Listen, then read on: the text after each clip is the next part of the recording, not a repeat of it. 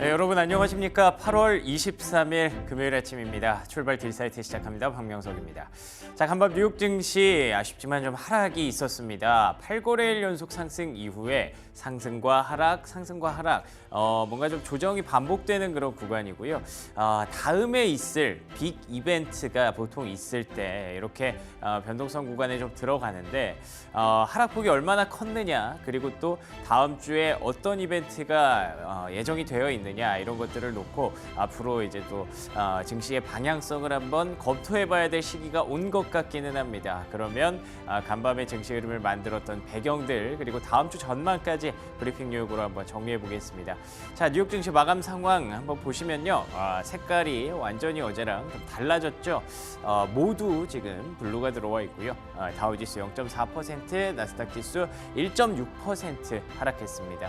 1.6%의 하락은 그렇게 가볍게 느껴지지는 않죠. 어떻게 보면 일각에서는 뭐 급락이라고 표현할 수도 있는 그런 퍼센티지고요.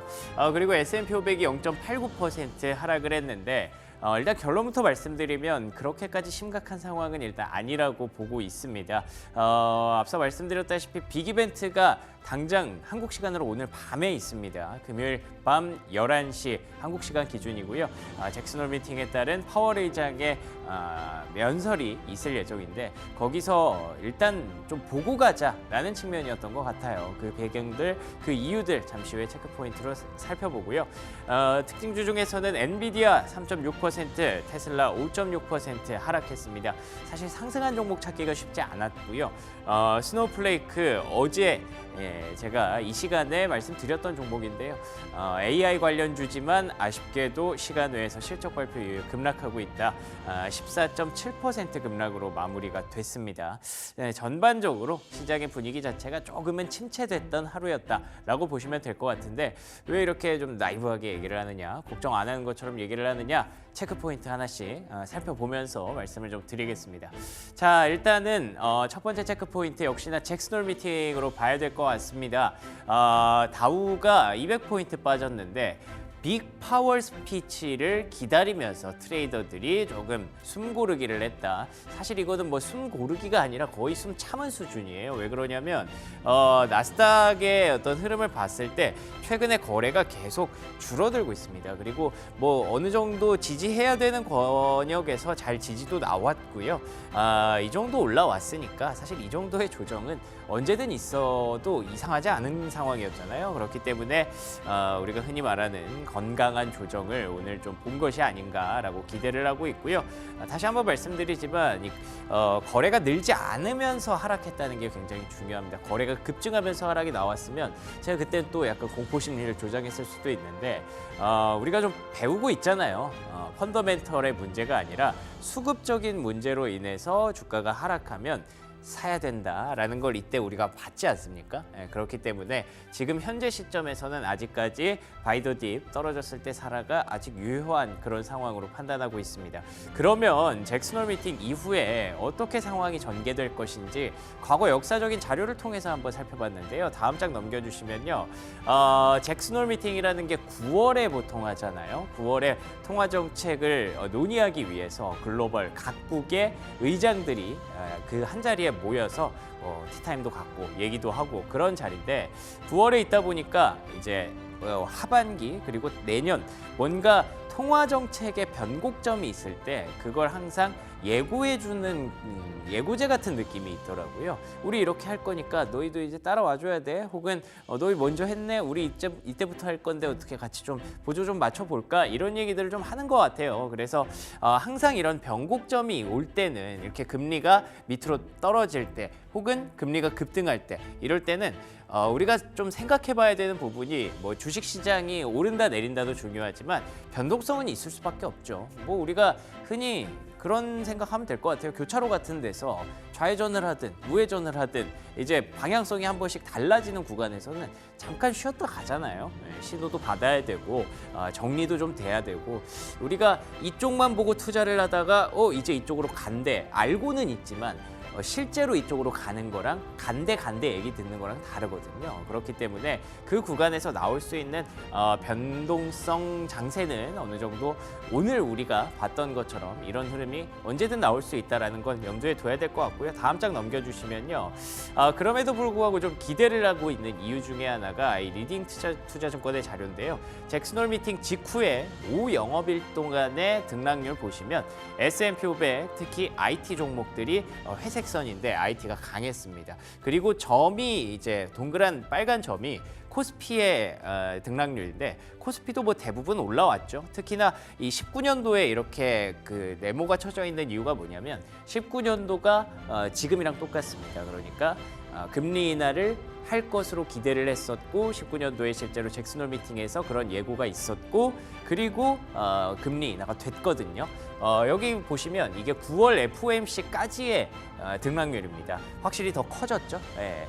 저기에서 금리 인하가 한번 예고가 되고 실제로 금리 인하가 됐을 때까지 시장이 이만큼 올라왔기 때문에 우리가 지금 딱 이 시기를 살고 있잖아요. 9월 금리 인하는 7월 FOMC 의사록 어제 보면서 우리가 거의 확신을 했으니까 뭐 이미 모든 사람이 알고 있다는 게 약간 좀 변수기는 한데 그래도 이때가 좀 재현되기를 좀 기대해 보고 있고요. 22년도에는 아시는 것처럼 이때 금리 인상을 또 얘기를 했었습니다. 그때 당시에 좀 가혹한 그런 금리 인상이 있을 것이다라고 파월 의장이 엄청나게 매파적인 모습을 보였기 때문에 어쨌든 이런 경험들이 있으니까 잭슨홀 미팅에 어떤 연설이 나오기 전까지는 야 우리 아무리 확신해도 조금 기다렸다가 매매를 하자라는 흐름이 오늘 장에 반영됐다고 보시면 될 것 같습니다. 자 그러면 두 번째 체크 포인트 하나씩 열어볼 텐데요. 경제 지표 하나씩 좀 보겠습니다. 요거가 이제 주간 실업수당 청구 건수예요. 최근에 시장에서 굉장히 좀 유례 없이 좀 중요하게 생각하는 것 같더라고요. 아무래도 경기 둔화, 침체 우려가 있다 보니까 이게 좀 줄어드는 과정에서 그래 침체 아니었네라고 자신감을 갖게 되는 계기가 됐었는데 보시는 것처럼 이번 주에는 살짝 올랐습니다. 뭐 그렇게 많이 오른 건 아니라서 부담스럽게 작용하지는 않았습니다만 신경이 좀 쓰이죠. 다음 주, 다다음 주 이제 또 고용 지표들이 발표가 될 텐데 이런 부분들 잘 챙겨봐야 될 것 같고요. 다음 장 넘겨주시면요. 신경 쓰이는 부분이 하나 더 있죠. 제조업 지표. 이게 ISM 제조업 PMI랑 S&P 글로벌의 PMI랑 좀 다르다고는 합니다만 보시는 것처럼 노란색 선이 이게 제조업이거든요. 제조업이 아래쪽으로 꺾인 상황이 계속 지속되고 있습니다. 다행히도 서비스업이 위에서 받쳐주고 있기 때문에 경기 침체까지는 안 가고 있는데 그래도 지금 뭐 실업수당 청구 건수나 이런 거 보면 금리 인하가 좀 필요하기는 한 것 같습니다. 요걸 들어 올려줘야겠죠. 그리고 다음 장 넘겨주시면 그 기대감이 실제로 반영이 되고 있는 지표가 하나 있습니다. 이거는 기존 주택 매매 지표인데요. 그러니까 미국에서 이미 지어져 있는 주택들의 매매가 얼마나 활발하게 이루어지는지 잘 안 보이시지만 미세하게 전월 대비해서 소폭 상승했습니다. 이게 한 달, 두 달, 세 달, 네 달, 다섯 달 만에 올라온 거거든요. 주택 매매 거래가 어쨌든 조금 올라왔다는 건 시장이 야 이제 금리 인하한대. 그러면 우리 지금이 부동산 가격에 어떻게 보면 저점이지 않을까라는 기대감을 좀 갖고 있다는 거죠. 그래서 이미 경기 둔화 우려에 금리 인하 기대감이 실제로 시장 경제에 반영이 되고 있다고 봐야 될 것 같고요. 그렇기 때문에 지금 시장은 앞에서 봤던 그 두 자료를 통해서 경기 둔화 우려를 걱정할 수 있었지만 그러면 금리 인하가 많은 것들을 해결해 줄 수도 있겠구나라고 안도하는 그런 배경이 됐기 때문에 시장에 큰 어떤 걱정거리는 아직까지는 없는 상황으로 경제 지표도 보시면 될 것 같습니다. 자, 세 번째 체크 포인트 한 번 더 살펴볼까요? 이게 갑자기 또 기사가 있더라고요. 간단하게만 보시면 될 것 같은데 FDA가 화이자와 모더나의 코비드 백신, 그러니까 코로나19라고 우리는 부르죠. 코로나19 백신을 업데이트된 버전에 대해서 승인을 해줬다고 합니다. 근데 최근에 여기 바이러스 서지스 이렇게 돼 있잖아요. 이게 그러니까 우리나라뿐만 아니라 미국에서도 코로나 확진자가 꽤 많이 늘어나나 봐요. 그래서 FDA에서 긴급하게 또 승인을 해준 건데 이렇게 되면 이제 영유아들은 조금 맞는 걸 이 백신 맞는 거를 조금 권고까지 올려놨더라고요. 혹시나 해서 혹시나 최근에 어떤 종목들의 흐름이나 금리 인하하는 기조나 이런 게 그때 코로나 때랑 약간 흡사한 부분이 분명히 없지 않아 있거든요. 그래서 혹시 이게 하락 트리거가 되려나 혹시나 해서 일단 하나 넣어봤는데 이런 이슈가 우리나라뿐만 아니라 미국에서도 진행되고 있다 정도만 참고하시면 될 것 같고요. 8월 말 지나가면 우리나라에서도 이제 확진자 증가세가 좀 꺾일 수 있다고 하더라고요. 다들 몸 조심하시고 주말에도 잘 보내셔서 다음 주에도 건강하게 뵐 수 있으면 좋겠습니다. 자, 그러면 특징주 확인해 보도록 하겠습니다. 자, 일단은 핀비즈 테이블 봐야 될 것 같은데요. 시장에서 이런 표현을 쓰더라고요. 기술주에 끌려다닌, 시장이 기술주의 흐름에 완전히 끌려다녔다. 실제로 그게 맞는 것 같아요. 이쪽이 이렇게 싹 쭉 대부분 빨간불이 나오면서 이쪽을 보면 뭐 나쁘지 않았음에도 불구하고 지수의 낙폭이 커지는 것처럼 하락세가 커지는 것처럼 보였던 그런 시장이었죠. 아쉽지만 엔비디아, 테슬라가 같이 빠졌습니다. 그것도 3%, 5%씩 빠졌기 때문에 서학개미 분들의 어떤 손실이 좀 컸을 것으로 예상이 되는데 앞서 제가 말씀드린 것처럼 뭐 아직까지 그렇게 걱정할 그런 시그널들은 발견되지 않고 있으니까 내일까지 한번 기다려 보도록 하고요. 다음 주까지 좀 더 봐야겠죠. 왜냐하면 다음 장 넘겨주시면요. 어느덧 그 엔비디아의 실적 발표가 거의 D-6으로 다가왔습니다. 다음 주 이맘때쯤에 엔비디아 실적 얘기를 아마 하고 있을 것 같은데요. 신한투자증권의 자료에 따르면 보시는 것처럼 이 지난선이 2분기 실적에 대한 엔비디아의 전망치입니다. EPS 성장세가 쭉쭉 아직까지 위쪽에서 올라가고 있죠. EPS는 보통 이렇게 일직선으로 올라가는 게 아니라 한 번씩 이렇게 레벨업을 하잖아요, 전망치가. 근데 지금도 이게 유지가 되고 있다는 점에서 실적 시즌 다음 주 엔비디아 기대해 볼 만할 것 같고요. 그리고 또 특히나 이게 중요합니다. 25년도 컨센서스 전망치가 계속 높아지고 있다는 거죠. 그렇다면 피크아웃 얘기하기에는 아직 좀 이른 것이 아닌가라는 기대감을 갖게 되고요. 다음 장 넘겨주시면요. 엔비디아 피크아웃뿐만 아니라 AI 거품론도 약간은 지금 시장에서 많이 해소를 하고 있죠. 그런데다가 그 증거가 되고 있는 게 이 사이버 보안 ETF거든요. 최근에 계속해서 V자 반등 이외에도 전고점 돌파 흐름이 나오고 있어서 AI, 엔비디아 다음 주에는 아마 또 다시 중요하게 얘기를 하게 될 것 같네요. 이런 것들 잘 대비하고 챙겨 놓으셔야 될 것 같습니다. 자, 두 번째 특징주 한번 확인해 볼까요? 오랜만에 보는 이름이에요. 펠로톤이라고 혹시 아시나요? 바이든 대통령이 한때 이걸 보면서 이 영상을 보면서 집에서 홈트를 했다더라 이러면서 유명해진 그런 업체인데 뭐 말 그대로 홈 트레이닝을 도와주는 그런 업체입니다. 영상도 팔고요. 그리고 그 안에 플랫폼도 넣어서 플랫폼 안에서 영상들을 맞춤형으로 또 제공을 하고 거기서 돈을 벌고 이런 업체인데 그 자전거 같은 것도 팔고 그랬던 업체인데 저 때가 이제 코로나 그때거든요.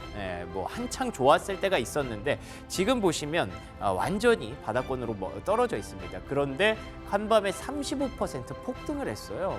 그래서 이걸 보고 제가 또 그 앞에서 보셨던 FDA의 승인 얘기를 한번 넣어본 건데 글쎄요. 코로나 때문이라고 하기는 좀 그렇고 어쨌든 펠로톤이 잘 영업을 잘했다고 합니다.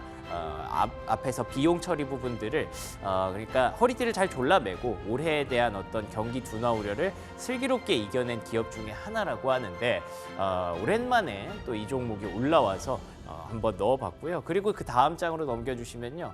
마지막 특징주인데 펠로톤하고 좀 비슷한 종목이죠. 줌비디오 기억하시죠? 이거는 뭐 기억하지 않으셔도 다 아실 겁니다. 한때 많이 정말 쓰셨을 것 같고요. 화상회의. 진짜 코로나 때는 저까지도 이제 화상으로 뭐 집에서 모임하고 그랬던 기억이 나는데 이 종목도 13% 급등을 했어요.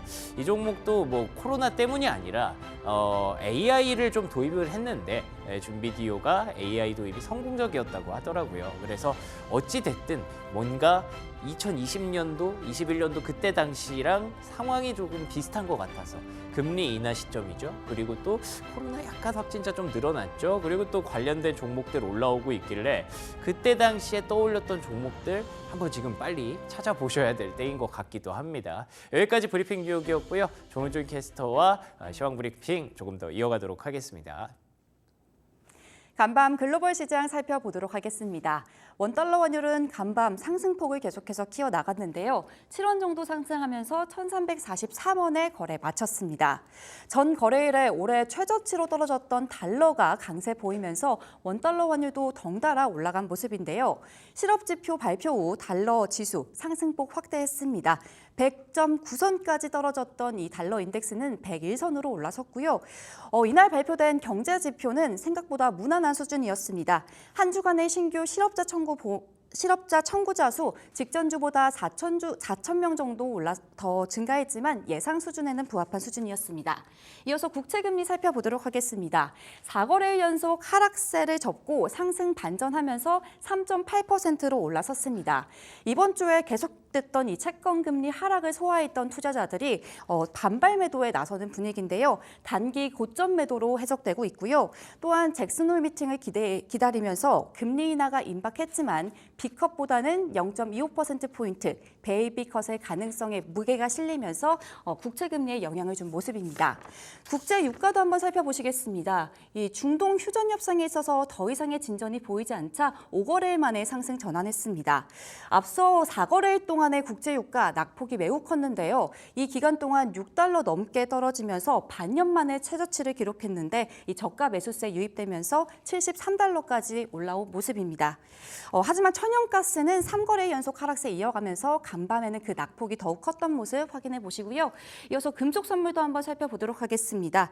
이 금값은 달러 강세의 영향으로 이틀째 하락세 보이고 있습니다. 하지만 여전히 2,500달러에 거래되고 있는데요. 은과 구리도 함께 하락 마감했고요. 금속 선물에서는 아연을 제외하고는 대부분 하락 마감한 상황입니다. 이렇게 원자재 시황까지 살펴보았습니다. 이어서 프리미엄 미국 주식 시작하겠습니다.